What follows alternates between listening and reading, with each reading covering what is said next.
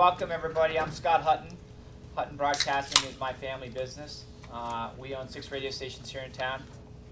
We have Blue 102.9, Radio Free Santa Fe 98.1, 107.5 Outlaw Country. We have Project 105, which is a rock station, 1260, which is a progressive talk station. They're very talkative today. And 1400 ESPN. One of our commitments to the community has always been to educate not only our customers and potential customers and friends and colleagues, but we try to educate also our employees as well about marketing, branding, and how to use your positioning to better your brand in the marketplace. So what we do is we bring in speakers. This year we have Jim Glover, the idea guy. Jim works with Fortune 500 companies on positioning their brands in the marketplaces. Very, very exceptional branding guy. And then we have Jan Zimmerman. Jan wrote Social Marketing for Dummies and Web Marketing for Dummies. I guess Social Networking for Dummies. Social Marketing for Dummies, okay. So she's published a few books. She's terrific.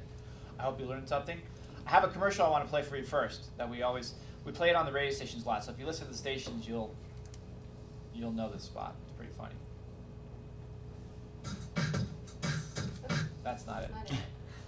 Get it. Why aren't people buying our tennis balls? You got me. I mean, they're fuzzy, they're yellow, they're bouncy. Oh, no doubt about it. We have the bounciest balls in the business. If people knew how bouncy our balls are... They would be bouncing on tennis courts from North Carolina to California. Instead, they buy our competitors' clearly inferior balls. Smack their balls a few hundred times and the fuzz falls right off. And soon their balls are totally bald and barely bouncy at all. What do we need to do to get people to try our tennis balls? We gotta get the word out. Word out, word out. Hey, maybe we should advertise. Now, that costs money, and we don't have much money. So yeah, I don't want to advertise until we have more money. Which we'll get when we sell more balls and make some profit. Profits. So we don't need to advertise, we just need to wait. For what? For profits. You're absolutely right. Sometimes I'm so brilliant I actually scare myself. Yeah, gave me goosebumps. Can I see one? Oh, look. While you're waiting, your competitors aren't. They know something you don't know. It's called advertising, and it works. So get on the ball. This message brought to you by this station, the Radio Advertising Bureau, and produced by the famous Radio Ranch.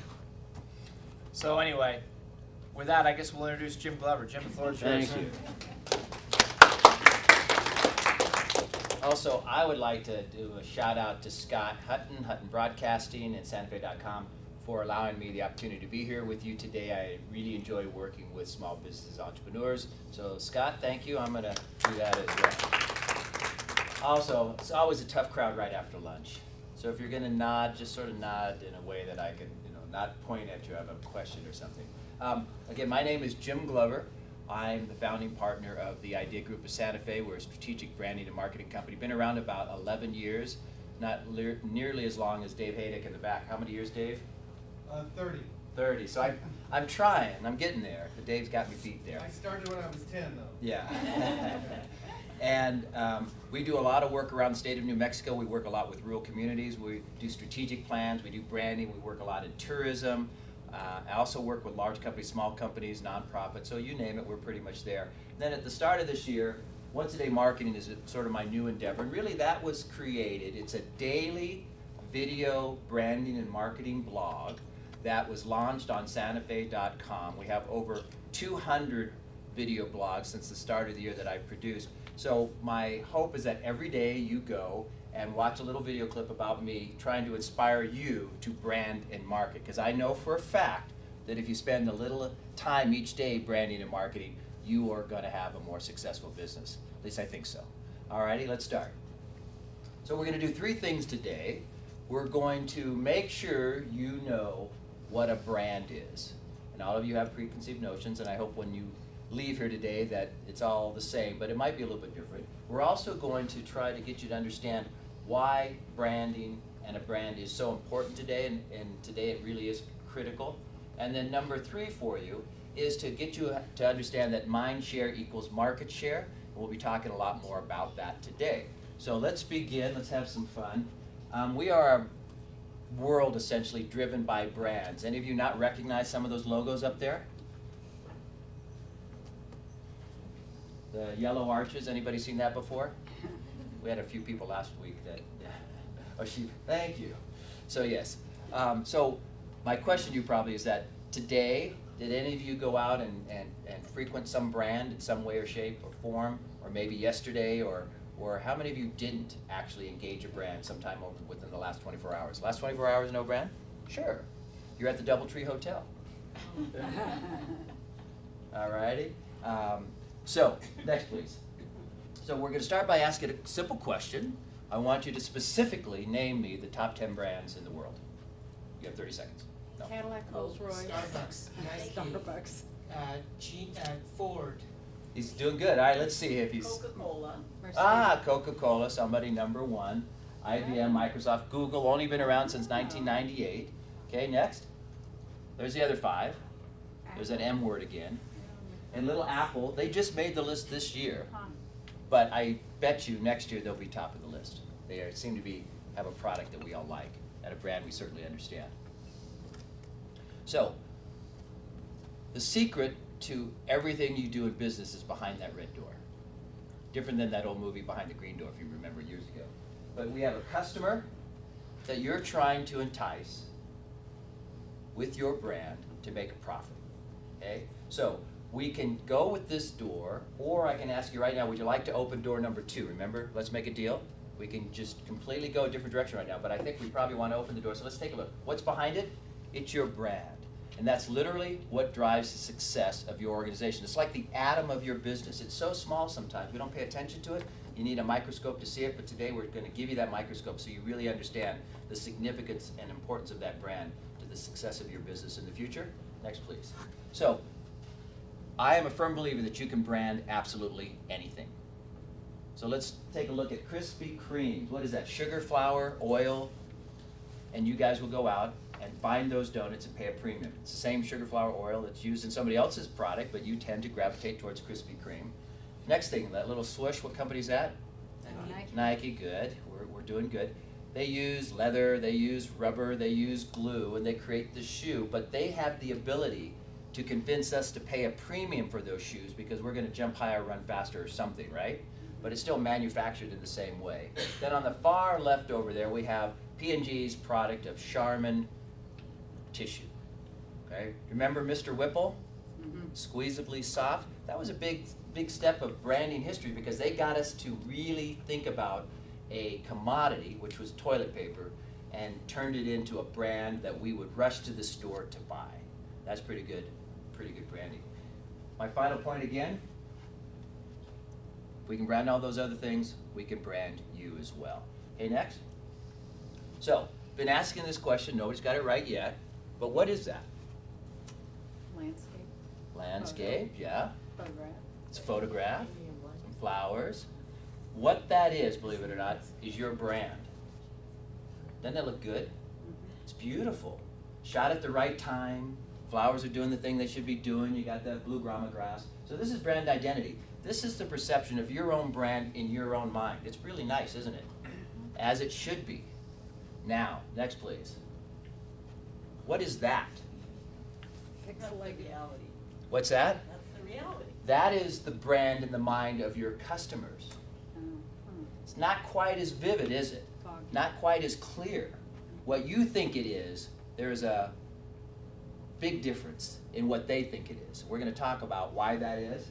There's some similarities there, but brand image is the perception of your brand in their mind.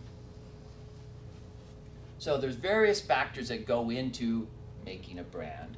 The foundation, which I'm not showing here, are such things as why you're in business. How many people are in business only to rip off your customers? Not many? Okay. There's values that you bring to the business. There's your core competency, the things that you're good at that you bring to the business. That becomes the foundation of the brand. But then you work really hard on your product. I'm sure you guys do. You work hard on your pricing. You work hard on where people can find your product to buy. And I'm also always amazed at how difficult sometimes businesses make that for their customers to give them money.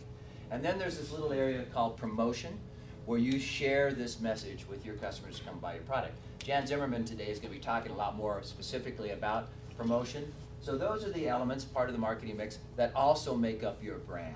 But let's go a little deeper into what a brand truly is. What a brand is the experiences that customers have had with your product or service. Okay? Some people, that next line, think it's a slogan, they think it's a logo, and that's part of the brand, it's part of that extended identity. And in today's world, where we're getting little screens on our smartphones this big, that visual cue of the brand is ever so important, because they see that, they know it's you, because it triggers some sort of thought process in their minds about what that brand represents. But it's not just that. It is different for every single customer out there, because they have a different experience. We've been talking about, you're going to a restaurant, you're hungry, you walk towards the front door, and there's a whole bunch of snubbed out cigarettes in front of the front door. Your perception of the brand 2 seconds before was really good, but you see this pile of cigarette butts by the front door. What just happened to your brand at that very moment? Went in the dumper. It went down, okay? So now you go in, you have this really good restaurant, or a really good experience, you have a great meal, then you walk out and you look down, and what's happened? All those cigarette butts are gone and cleaned up.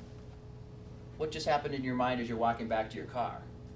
Wow, this company cares enough to go out there and clean that up and make it better for me passing through this doorway. So your brand is like the New York Stock Exchange. It goes up and down based on all those personal experiences that people have. You may never even know about a particular product or service. You're having dinner with a friend, and what do they say? God, that's the worst place in town to get your car serviced.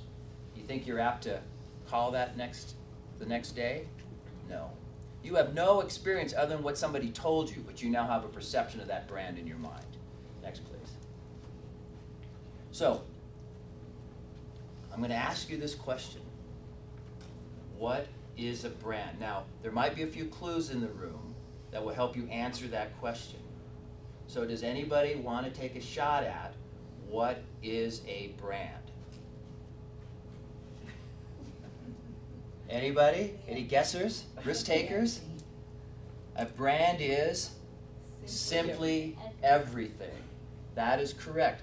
We often think it's all these little things, but it's the sum of everything. That's what a brand is.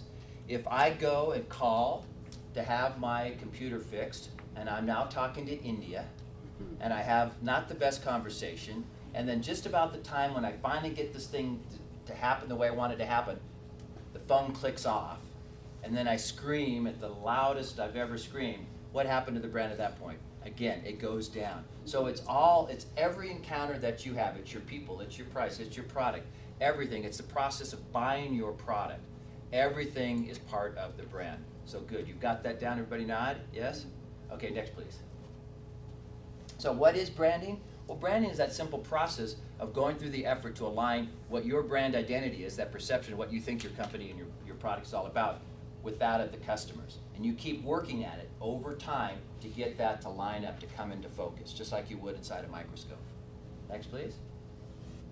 So why are brands important today? And maybe more important today than ever.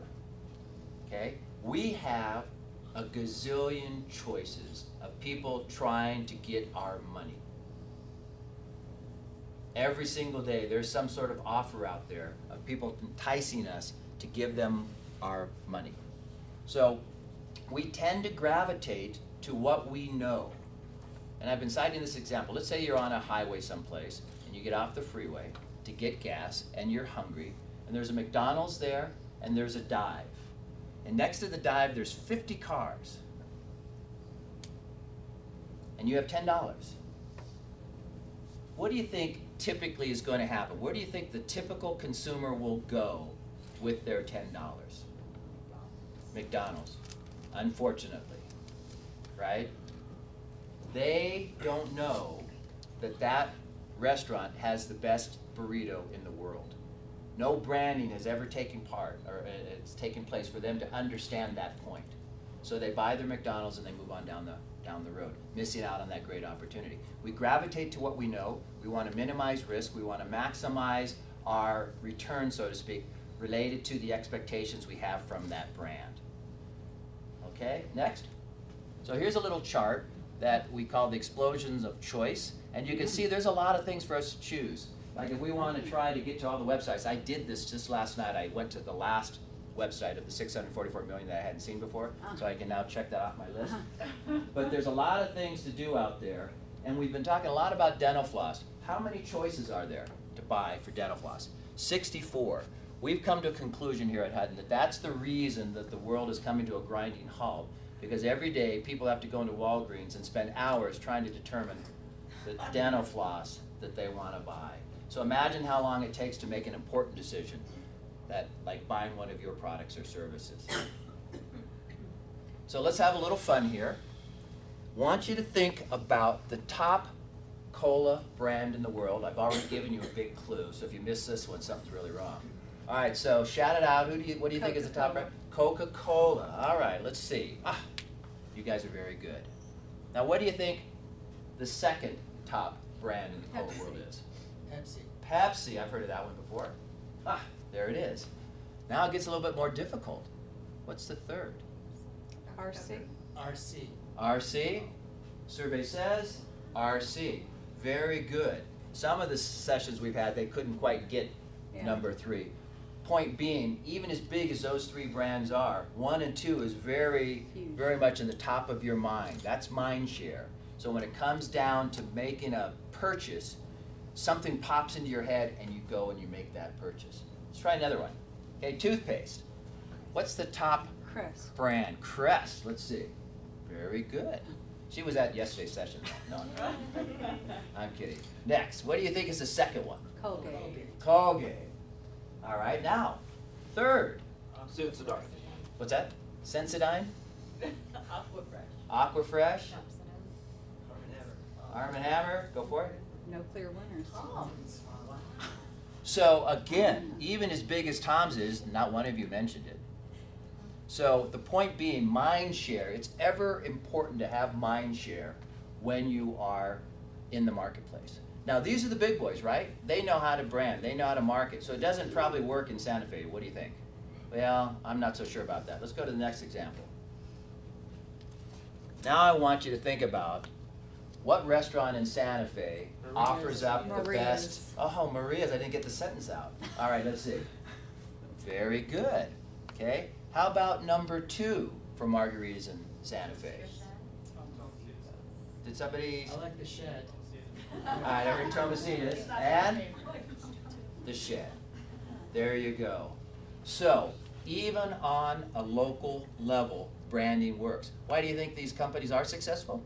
Because they spend so much time and so much attention towards branding. It so happens, by the way, Maria's and Tomasitas are Hutton clients, just FYI. Now, go one more. So what is the relationship between mind share and market share? Well, when you have top of mind and people think about you when they're ready to buy a margarita, they give you their money. That becomes the market share. That becomes the profit that you're seeking. And then that's what you want to hang on to and continue to grow, is that market share. And branding will do that. So what you're trying to do, your objective here, now you're all branding experts because you know what a brand is. You're trying to be number 1 in the mind of your customers for that one thing that you do best. Don't have to be all sorts of other things. You just want to be number 1 in the mind of your customers at the time they're making that purchase decision. Okay, you need to differentiate. And I love this book. Jack Trout is a marketing guru. I'm going to cover part of the title. It says differentiate or die. Now I'm just the messenger here. This isn't my book. But probably that will happen. It might take you a long time, but eventually you might have that outcome. So what you're trying to do is make sure that you do differentiate, that you provide an overt benefit, which is that, you know, when you're marketing to people, they always want to know what's in it for me. And your overt benefit is that thing that will drive them to buy your product more than anything else. That's that one benefit they're truly seeking out. So let's take a quick look at how this process works. Believe it or not, that's the average number of ads you get hit by every single day. 5,000 ads. And so we've got a pretty good filter system already. And we're kind of like Teflon. But what happens after a while, because boom, boom, boom, this bombardment, that thing is always going on, some of it starts to stick. So you begin recognizing some brands. You don't really know where you heard about them, saw them, read, whatever. But then, with a little bit more of this action coming your way, you start to recall a few of these brands. Now you can list a few. But what happens, and the way you make your dollars, again, is that at that purchase decision time, you need to make sure that your brand is firmly in their mind. Think about a mattress company that sells mattresses. If somebody buys a mattress every 8 years, if you aren't there at that moment that they're planning to buy a mattress, how long do you have to wait? 8 more years. Another 8 years. So you don't know when they're going to make that decision.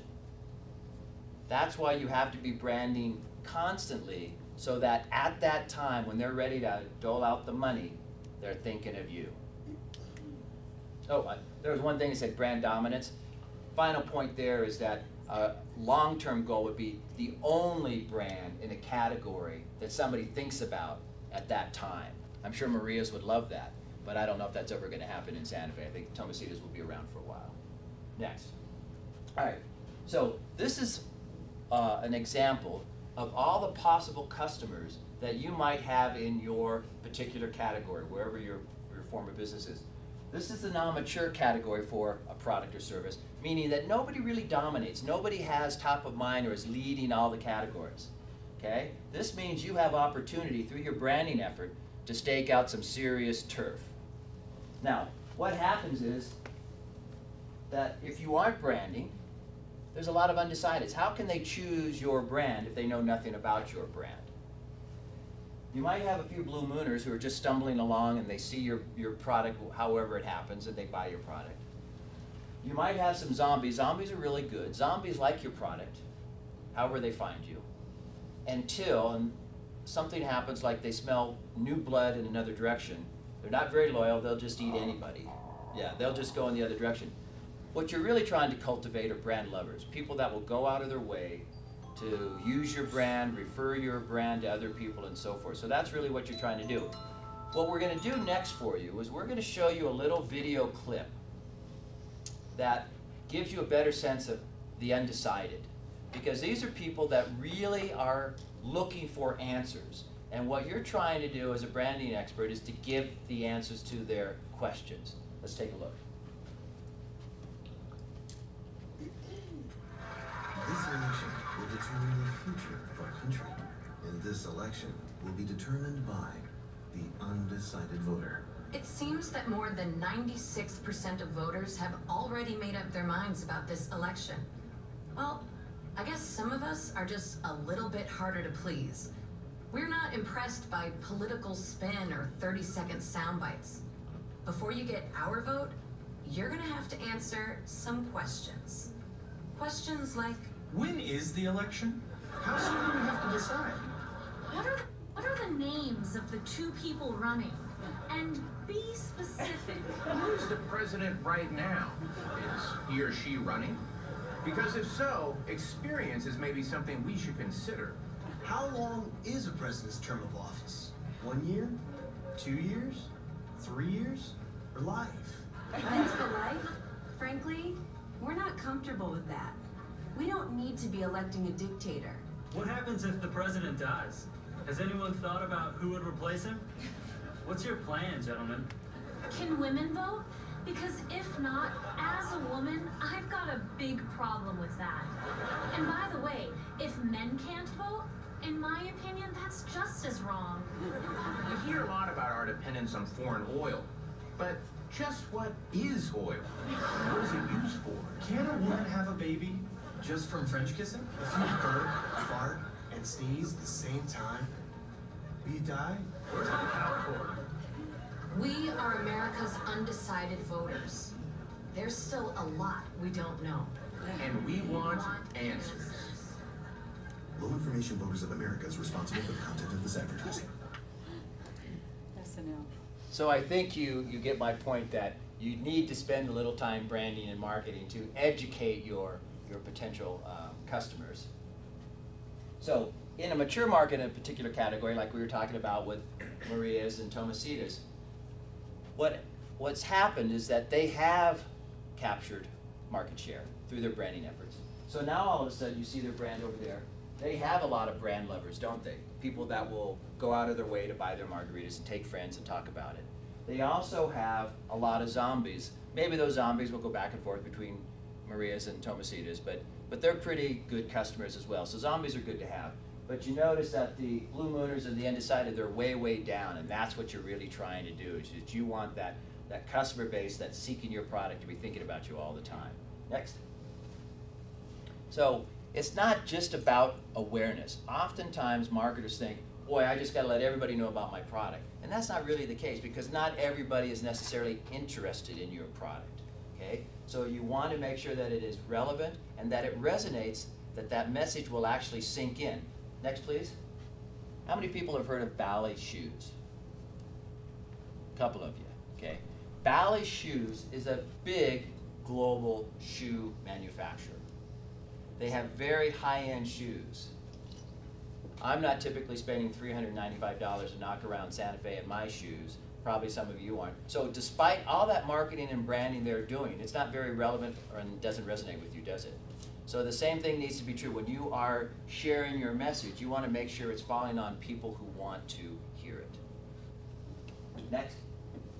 So how does this message get out there? So you've got your compelling message down here. First is reach, and that's that population out there that you're trying to share your message with. Okay? It could be Santa Fe, it could be the world, based on whatever your product might be. But your frequency is how often you are sharing that message with them. And I'm going to show you just here in a second that it's important to be sharing that message quite a bit. And then consistency, it's important to be sharing the same message over and over again, because we're all a little thick. All right? So if I do this, what comes to mind? Allstate. Allstate. I didn't have to say anything. All of a sudden you're thinking insurance. They've been saying you're in good hands with Allstate since probably 2000 BC. That message has been consistent, it hasn't wavered, it hasn't changed. So oftentimes, once you lock into something that's working, my recommendation, of course, is to stick with that, because that will eventually get into the minds of your customers the way that you want. I'm sorry. Allstate. Yeah, Allstate. So this is kind of the landscape of where you could spend some of your advertising dollars around Santa Fe. You've got radio, which of course Hutton's involved in. You've got the internet, they also have santafe.com. But you've got such things like magazines. How many people have advertised in some of the Santa Fe local magazines? A few of you, okay. How about newspapers? Imagine a few more of you, okay. How about direct marketing? Was anybody up at midnight last night calling people, asking them to buy your product or service? No, nobody was doing any direct calling last night. Outdoor, anybody got any billboards on the freeway? Cable or broadcast, anybody running any television spots right now? So there's places that you can spend your money, for sure, to get your message out, but you have to think about it wisely. I'm going to share with you the rule of 27. Anybody ever heard of that rule? What you're trying to do is you're trying to, again, get that brand in the minds of potential customers. So within the rule of 27, there's the 1/3, which means if you're trying to get one good impression in the mind of a customer about your brand, you need to put it out there 3 times. So let's think about the Santa Fe Reporter for a moment. You put an ad in Reporter one week, they don't see it. Put it in Santa Fe Reporter the next week, they don't see it. Put it in the 3rd week, maybe they see it. Next, please. But part of the study that was done says that you have to have 9 of those solid impressions before the brand sinks in. So those of you that aren't asleep, 9 times 3 is 27. So that's why you have to give some serious consideration to where you're putting your marketing dollars so that you get that reach, that frequency, and that consistency. So we're going to start wrapping up here. So you got your customer. They're getting ready to share their dollars with you. So if you've been branding, your brand's out there, and what happens next? It now is stuck to their brain, which is a very good thing, and the results, you get some of that green. That's a good thing. Now let's imagine that you aren't branding, or you haven't been branding as well as you should, or as often as you should. What is the results now? They're still going to make their purchase. They're just going to make their purchase with your competitor. Go ahead. So we're going to wrap this up now with this final slide. In that non-mature market, that category where you probably have an opportunity to capture some mind share and market share, what does branding do? Go ahead. It allows you to stake out your claim. It gets you top of mind, and they start thinking about you, and they start buying your product or service. Now let's say you're Maria's. Do you live on your laurels and you stop advertising? We already said they're advertising with Hutton. No, what happens? They continue branding to defend their position in the marketplace. So the final thing here is that branding is an ongoing process. It never stops. In fact, you are not allowed to go to sleep ever again because you will be branding 24/7. So that's really what you're trying to do, because it takes a long time to get that brand the way you want, like Allstate. And then the last question I have for you, what is a brand? Everything. Everything. Well, thank you very much. I am that branding guy, and there's my contact information. And I highly encourage you to go to santafe.com, type in once a day in their keyword search box, and then follow the blogs. I have over 200 on there right now, and hopefully it will inspire you to think about branding and marketing. Yes? Those blogs, are they archived and accessible back to the beginning? I'm the marketing and branding guy, of course. You can find them by any of the 7 P's of marketing. There's all sorts of ways you can. So yes, you can. And I encourage you to go from day one, and it's kind of been a linear process. Now I'd like to introduce my esteemed colleague, Jan Zimmerman.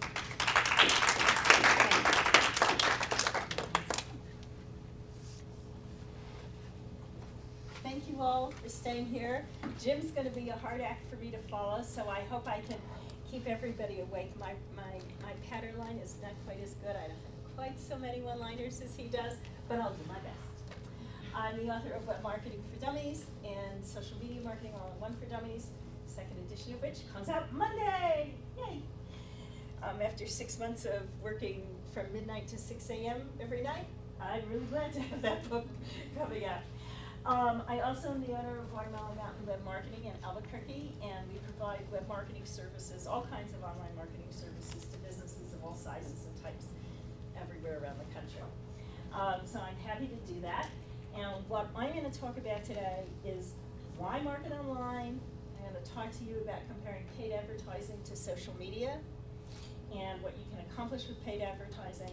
And lastly, what makes a good ad. I'll do my best to tie this in to Jim's branding presentation so you can understand, you know, when he had that slide about a marketing mix and there was this little thing down here that said promotion, that's the piece I'm talking about. I'm talking about how do you get that message out to a target audience in a consistent manner. So that's what we're going to talk about. And the very first question before we even talk about this marketing mix is I want to ask you why you would bother marketing online at all. Any ideas why you might bother marketing online? It's it has the most eyeballs looking at it. It has the most eyeballs looking at it. You got it. 85% of all adults are now online. So if you are going to try to catch people, try to get some sort of mind share, you better catch them where they are doing what it is they're doing. And what's happening now is that online advertising and online media consumption is taking up more and more of people's time, and it is particularly taking time away from print and TV, which is very interesting.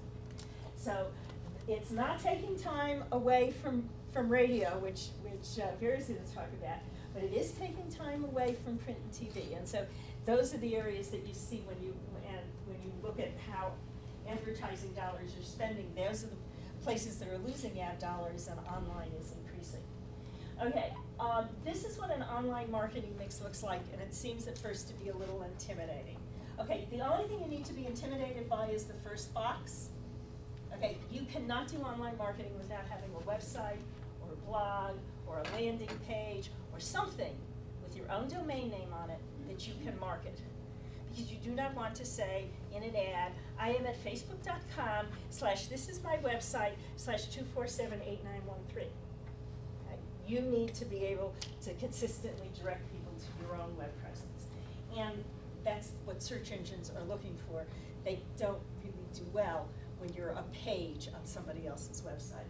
And it's one of the issues around using only social media for advertising. Let me start over there at around 1 o'clock and just talk for a minute about what your online marketing options are. The important thing to know is that you do not have to do all of them. You should do at least one of them. I recommend you do 2 of them. You don't have to start them both at the same time. but there are a million different solutions to any kind of marketing problem. It's going to depend perhaps where your audience is and what you like to do.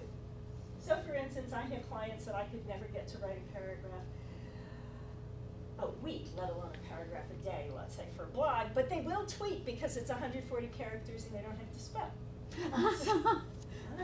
Honest. Oh, I can do that. I can do that. I can leave unfolds. I'm cool. I'm good. All right. So e-newsletters are an old-fashioned thing. They work with older audiences in particular. And this is where people have opted in. So one of the things that a newsletter gives you, if you have an opt-in newsletter, is a very qualified base of prospects. They are already interested in your product. And the second thing it gives you is the opportunity to push information at them so you can control when they get it, as opposed to waiting for them to go and pull it off an internet or off an ad. So it's got some value. Pay-per-click ads. These are the little ads along the right-hand column of search engine results. There's some other places where you find pay-per-click ads as well. And these are generally, people are looking for something. They're typing in a keyword, and then they see, oh, you're selling this. You know, some people will say, you know, Nike's online, and every Nike dealer in the world shows up in the results list on advertising online. SEO, natural search marketing, search engine optimization. When you look at a search engine, you've got that narrow column of paid ads on the right, you've got the wide column of organic search results on the left. Now, SEO is time consuming.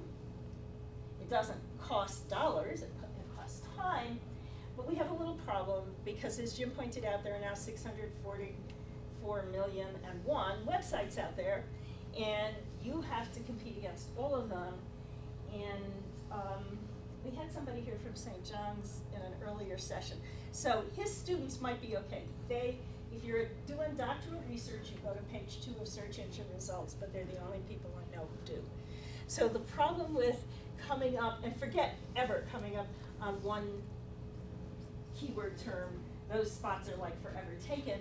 Even phrases like turquoise jewelry, for those of you who happen to be jewelry makers in New Mexico, that's tough to get presence there on the first page. So SEO has a place, and I'm going to share with you a couple of tips later on, including one right now, about how to goose your search engine results.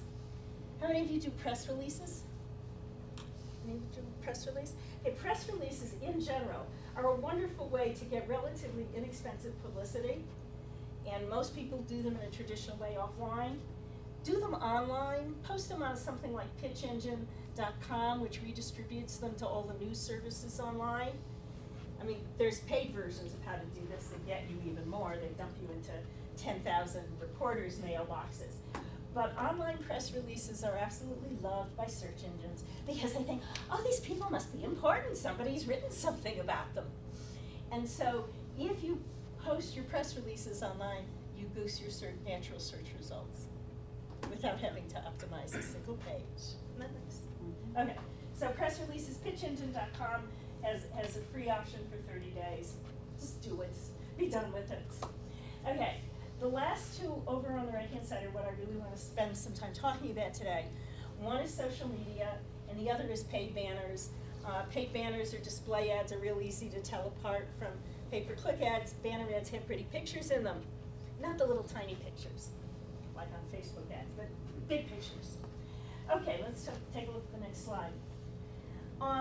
There are now a lot of commonly used social media. It's amazing that 5 years ago there was no such thing as social media. Okay, all right, there was, you know, Zuckerberg was at Harvard and he was busy trying to find a girlfriend and all that sort of stuff. But beyond that, this is a new phenomenon, and that's how fast the internet changes.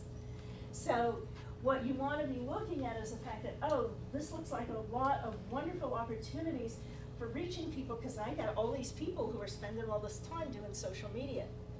First of all, what makes media social? Why isn't it like an ad or like your webpage? Shared between friends. Shared between friends. The essence of social is that it's not you talking to yourself in the mirror, okay? The essence of social media is there is a dialogue, there's a conversation, it is not a monologue. And this is both beauty and the problem with social media. The beauty of social media is that you can hear what your customers or prospects are saying that they want. You can respond to their problems. You can initiate a communication that starts to build some brand loyalty, which was one of those things that Jim was talking about. So that's important. But what you can't do with social media is target your market. And that's, I'll go to the next slide, that's one of the main limitations of it. You've got 1 billion people on Facebook. You want to reach 45,000 homeowners because you're a plumbing company in Santa Fe County. How do you find with your Facebook page 45,000 homeowners in Santa Fe County? Well, guess what? You don't. You have to drive them to your Facebook page. At which point you may as well just drive them to your website and be done with it, because your website gives you the opportunity to present and tell your story completely. The other thing that's really important about social media is that you cannot control the message. It's a dialogue, and there's no predicting what somebody else is going to say. You know, it's like doing a town hall meeting in a presidential debate. You have no idea what's going to come out of somebody's mouth who's in the audience. And that happens to people more often than you might think on social media. And they find themselves having to respond constantly to what somebody else has said. Very time consuming, and damage control can become, you get one aggravated customer or one aggravated client, and they can do a lot of damage very quickly if you're not monitoring stuff all the time. And that goes to the second point with social media. This is not like you put up your ad and it just sits there and does its thing for you. Social media, minimum 2 hours per week per channel. So 2 hours per week for Facebook, 2 hours per week for Twitter, 2 hours per week for LinkedIn, and pretty soon you're doing one whole night without any sleep, because it takes that kind of time to be paying attention to what's happening on social media. And a lot of people think, oh, it's because I have to create so much content for social media. It's the listening. My mother used to say you have 2 ears and 1 mouth. That means you should be listening twice as much as you talk. Anybody, I'm sure other people's mothers said the same thing. I am sure of this. This was not original with my mother.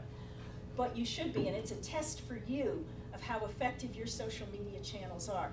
If other people are not posting twice as often as you are, then you are not using the medium as effectively as a social mechanism as you can. So it's a real good kind of rule of thumb that you can look at to say, is my social media working for me the way I want it to? What you find with social media is that rather than being a source of prospects, you can use it as a destination. You can use it to have these conversations with prospects and clients. There's one company that's in my next book that actually, honest to God, they posted a discussion on Facebook about whether their stuffed animal should be black and brown or it should be blue and white, and they had like 400 people who weighed in on this question. Like,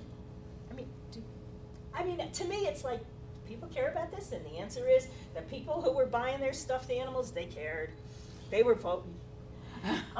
So that's great. Did they care which color they did? Nah, it was like painting the big eye. Remember it was about 10 years ago, I don't know if you remember, we had a choice between 2 colors of blue and 2 colors of brown. That's basically what they did, but it worked. What social media is good for is branding. It's all that stuff that Jim was talking about. It's good for customer loyalty, it's good for customer retention, it's good for building relationships, it's good for customer support, it's good for soliciting opinions, it's good for a million things. But for finding new prospects, For that, you're gonna have to look at advertising. And one of the reasons is that when people are on social media, even if they're following your brand and they're a follower for your business, they really aren't there to be always looking to buy. What they're there to do, if they're on Facebook or they're tweeting, they're trying to communicate with their friends or see their grandkids' pictures, or they're trying to figure out what concert they're gonna go to the next night. So what you have is you're trying to reach people who are really particularly engaged somewhere else.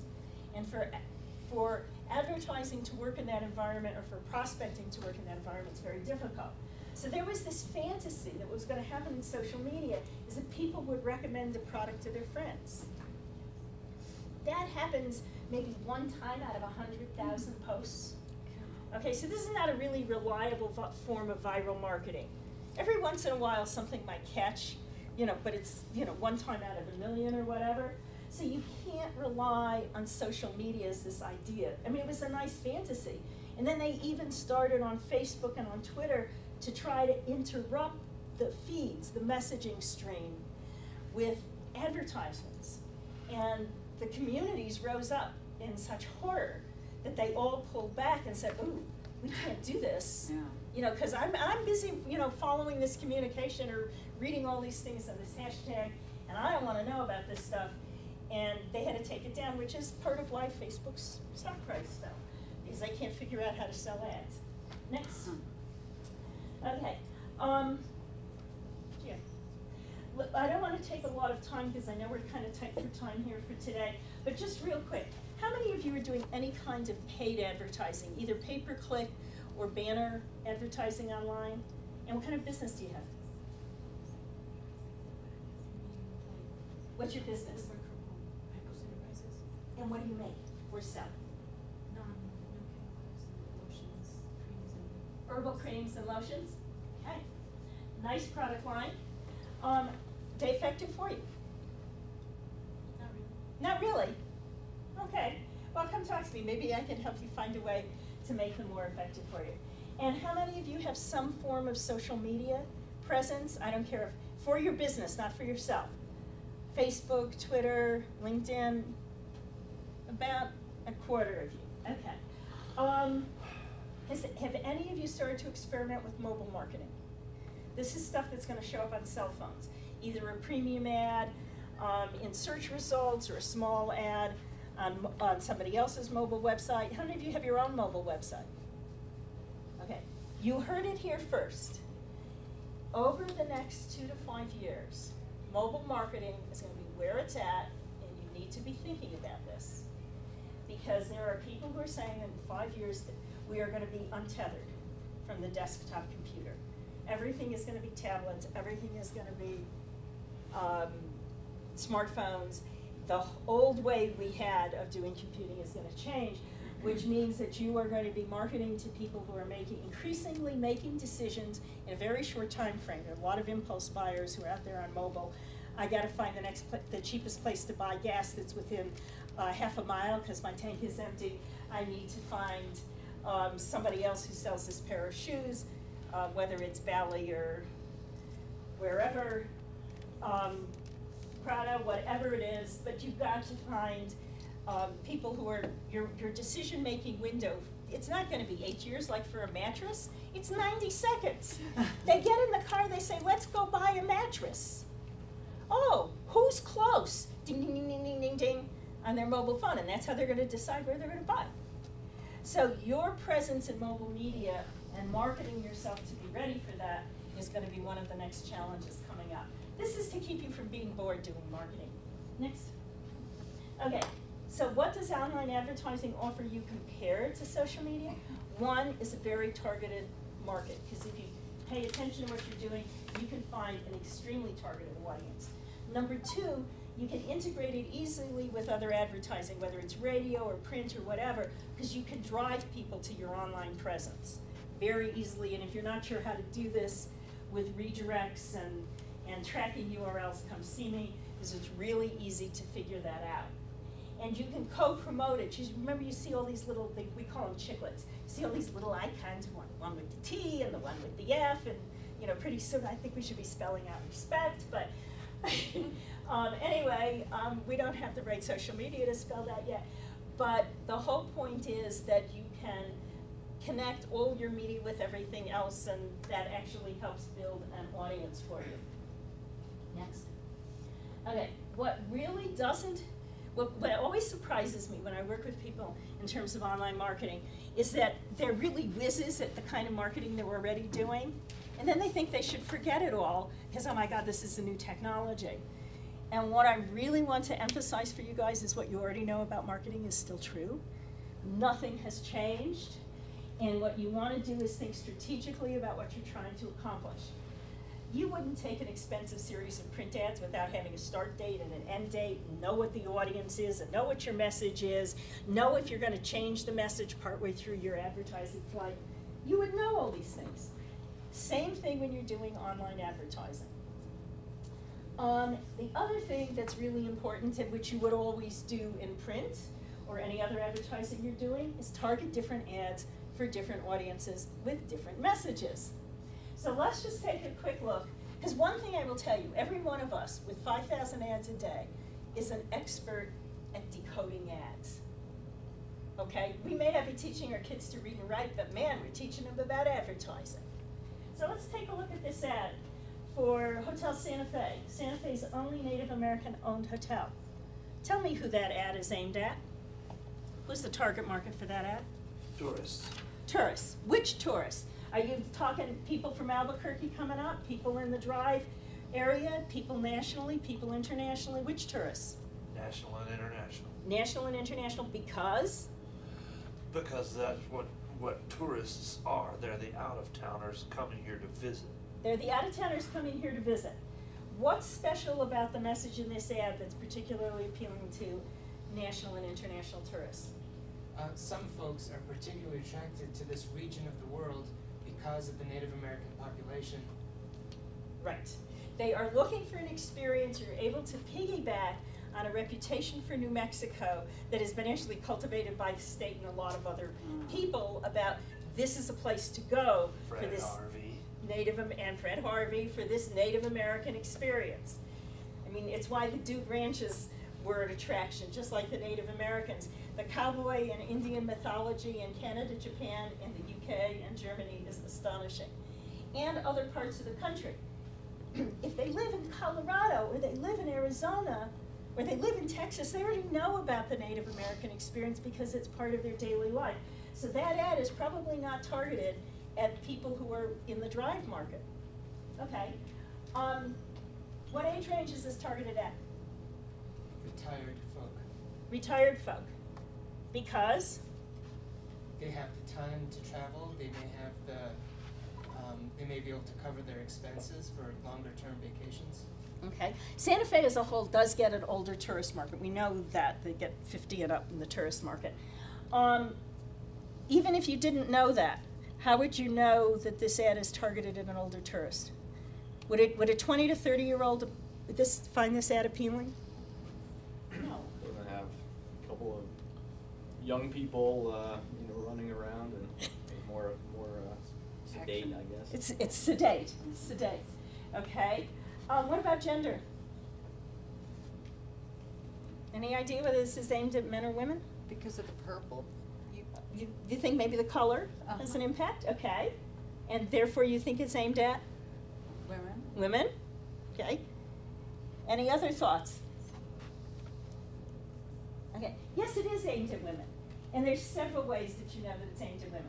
First of all, if you happen to be in the tourism market, you know that just as in cars and most other consumer purchases, women in the end drive the decision.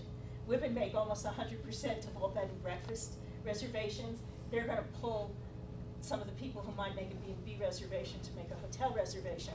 And probably I'm going to guess that apart from business trips, in terms of vacation trips, women are probably making about 80% of the decisions about where are we going to stay. Not necessarily about everything they're going to do, but about where they're going to stay. The whole thing is aimed at having an experience. You have soft colors, you have a sort of romantic lighting about, why do we have a Plains Indian? Okay, yeah, we have some Apache tribes here. But, the whole thing here is, this is an American experience. By the way, you can't stay in that teepee, you can only have dinner in that teepee. You want to live or stay overnight in a Native American abode, I think you have to go out towards Chaco because some of the Navajos were letting people stay in hodens that they were no longer living in. Did you have a question? Okay. All right, so look at how much you could tell from looking at that ad, which means that if you know that and you give your graphic designer, your ad designer, that kind of information, if they are good at marketing communications, they will construct an ad that's going to appeal to the market that you are trying to reach. That is really important. Next. And one of the things you can see, here's a company that certainly is thinking strategically. They keep their brand identity with their colors, with their logo type. You know that they're all for the same thing. There are very specific, there's some messages that are repeated all the time. about specializing in seasonal Spanish and Mediterranean cuisine. One is aimed at catering, one is aimed at entertainment in the taberna, one is aimed at cooking demonstrations and culinary classes. So, but they're all related. You all know that you're holding this brand identity with a targeted message. Next. Okay, so there's two kinds of ads that you can run. You can run the kinds of ads that Jim likes to talk about, the branding ads. So here what you're trying to do is to do something that triggers all of that, that instant moment of recognition for all the other branding you've been doing. And it doesn't all have to be in the same medium. You could be doing ads on the radio, you could be doing ads in print, you could be doing pieces, rack cards, you could be doing a bunch of things. You keep your logo type and you keep your logo. That's part of the immediate graphic recognition of your brand. So that's always needs to be part of a branding ad. You have perhaps your distinctive marketing tag that is repeated. Oh, remember Jim talked about consistency? Over and over and over again. They see the same message. Okay? You do not try and close a sale from this ad.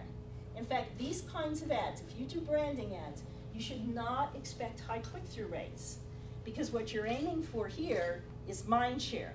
You are not aiming for a transaction. And in any case, they wouldn't complete a transaction on the ad anyway. So this is what branding ads look like. They can be extremely effective, even though you don't see that immediate click-through rush. The other kind of advertising that you can do online are called sales ads or calls to action ads. And these are ads that are referenced to a specific product or service, like all winter gear. Sales promotion is in here, 40 to 50% off. And then there's something here that says it's got a call to action. In this case, it's the call to action is get it while it lasts. How do you know if something is a call to action? Well, one way is, for those of you who remember your junior high school grammar, it has an imperative verb in it. You know, one of those things that should have the word you in front of it. And the other test is this something that I would tell my children? As in, make your bed. Get over here right now. Okay? That's a call to action. So if that resonates with you, then you've got a call to action ad. Generally, these kinds of ads are targeted to a specific audience, and you are going to try to be moving people closer and closer to a purchase. And I'm just wondering, because it is really warm in here, can we open the back door a little bit for some fresh air? Maybe that'll help. I think it's quiet out back. Okay, next. Finally, you can't complete a transaction on an ad. So it's really, really important where you take people to, what page you land on. So a couple of things are really important about landing page quality. One is it should share the look of the ad. In other words, it's holding on to your brand identity. Secondly, it fulfills the promise of the ad. If you go to Mountain Sports and instead of getting an ad about winter goods, you're taken to a page for running gear, you're going to be pretty pissed off. Bye-bye brand value. Okay. And thirdly, and this is true about everything you do online, the more clicks you take, the smaller your audience gets. You want to take your visitors not to your homepage in most cases, but as close as possible to what that ad is about. And the reason is that every time somebody has to click, half your audience disappears. So you have this, you know, this isn't the hockey puck that they look for with venture capital. This is the other kind of hockey puck. Starts high, goes low, and it drops off very, very fast. So you want them clicking add to cart. You want them clicking add to cart. In fact, the rule of thumb is 2 clicks to buy. That's how fast you get them to add to cart if you have a cart on your site. That's what works. Isn't it nice to know you can have all these statistics on websites? And by the way, it is absolutely important that you have your website collecting statistics. If you do not currently have your website collecting statistics, or you don't know, when you leave here, you're going to call your website programmer and you're going to say, do I have Google Analytics on my site? If not, put it there. And if so, tell me how to go and look at what's going on my website. Because that's the only way you're going to know if you've managed to put your website to work for you successfully. Next. Okay, finally, we want to look at what makes a good ad. 40% is the audience, 40% is the offer, 20% is the creative. And this it may seem a little counterintuitive, but as we go through the next slides, I think you'll see why. Next. Okay, this is your Santa Fe neighbor, right? So you want to reach a guy with this kind of interest, you want to target to that market. Okay? And you've really got to know your customers. If you don't know what your customers do or what sites they like to visit online, just ask them. You would be amazed at how happy they will be to tell you. Next, target your audience. You can target by interest area, by geographical region, by demographics, by contextual reference, and that means that you have an ad surrounded by content that's appealing to you. So this one is obvious, the resident's special dinner. Well, what about that ad? Who's the Bishop's Lodge ad targeted to? Families. Families, absolutely. Kids summer camp, all right? So it's a local ad targeted towards kids summer camp. Next. 40% is the offer. You want people to click through on your ad, they gotta feel that there's a reason for them to do it. Your ad is answering the most important question in marketing, what's in it for me? It's the only question most people have time to ask. It's the only one to which they want the answer. So if they are in the market for golf, they know that a foursome for the price of 3 is a good deal. They know what's a good deal for a spa pass or a spa membership. So it doesn't have to have absolutely something spectacular. On the other hand, if we go to the next slide, we know that you can always use marketing's 4-letter word starting with F, which is free. Okay, and I don't care what people say, and we might have an interesting conversation. There's a number of other marketing people in this audience as to whether or not free matters when you have wealthy Santa Feans, but I'm convinced it's part of our lizard brain. Signature? In the spa sanctuary? Oh, Okay. signature treatment. Enjoy a complimentary lunch with any. A signature, I have no idea what a signature treatment Is it a misspelling? Signature. Oh, signature. They just Mis- misspelled mis- it. misspelled Yeah, it. it's supposed to be signature. Good proofreading. Talk to me, I may have a job for you. Okay, I had circled that because free, you don't hide it.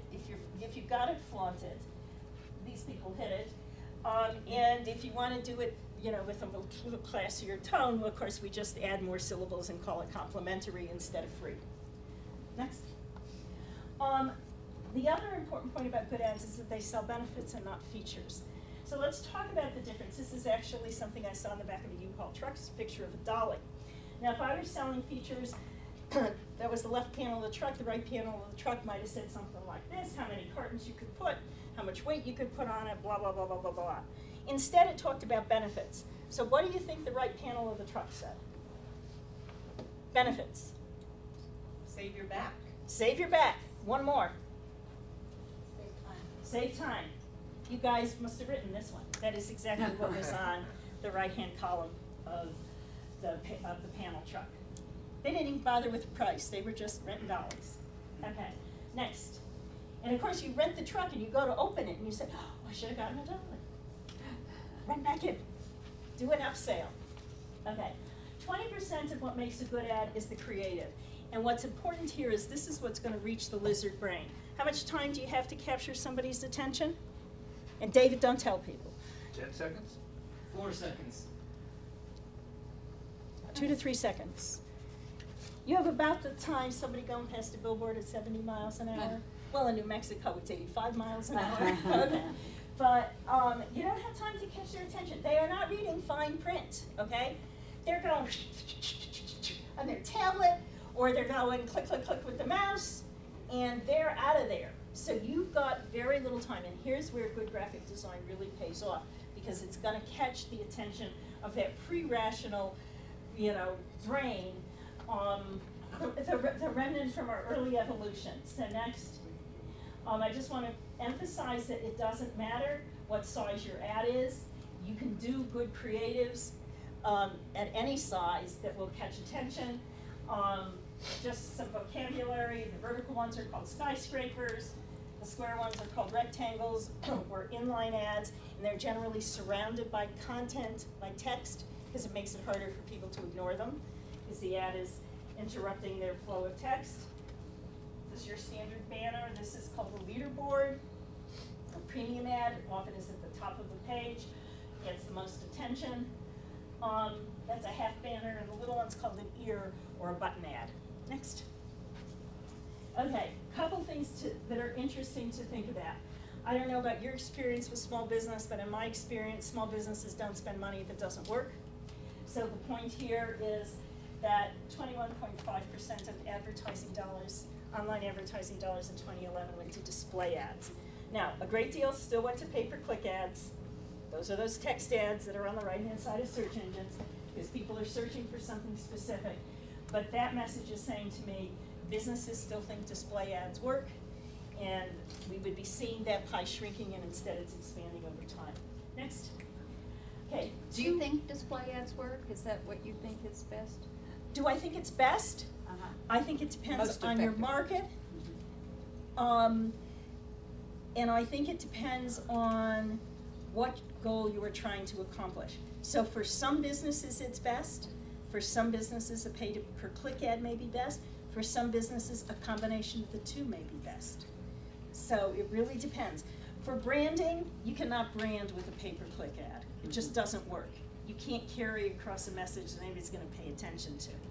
So for branding, you really do want to look at some display advertising.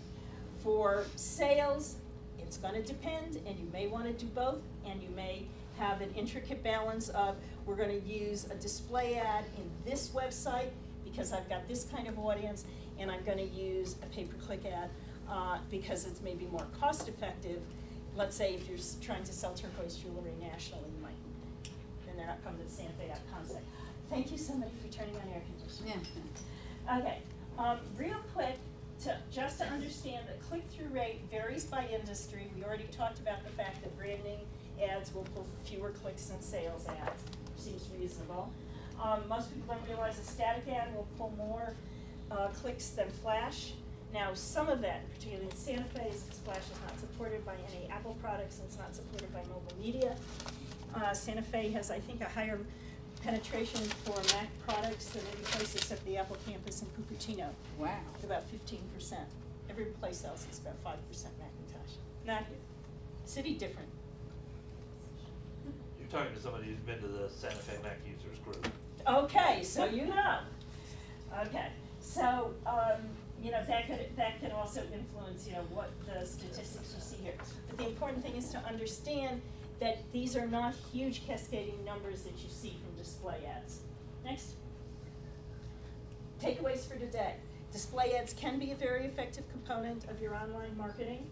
You can develop ads specifically for online use. Please don't reuse your print ads. Most of them have way too much content in them, and they don't read well online. 3, do integrate online advertising with other offline marketing activities. Do repeat your consistent brand messages. Do all the other things that you know how to do about marketing. And finally, the only statistics that really matter, no matter what I show up here, are your statistics. And there's only one statistic that's really important to you, and that's your bottom line. So pay attention there. Marketing is not rocket science. If it works, you keep doing it. If it doesn't work, look at something else or change your approach to it. I am available after the presentation today to answer questions. The books are available. I'm selling the Web Marketing for Dummies outside. You're welcome to download the PowerPoint, and I think they're making a video so that we will be forever archived on SantaFe.com. You'll be able to watch the presentation all over again. Thank you for your time.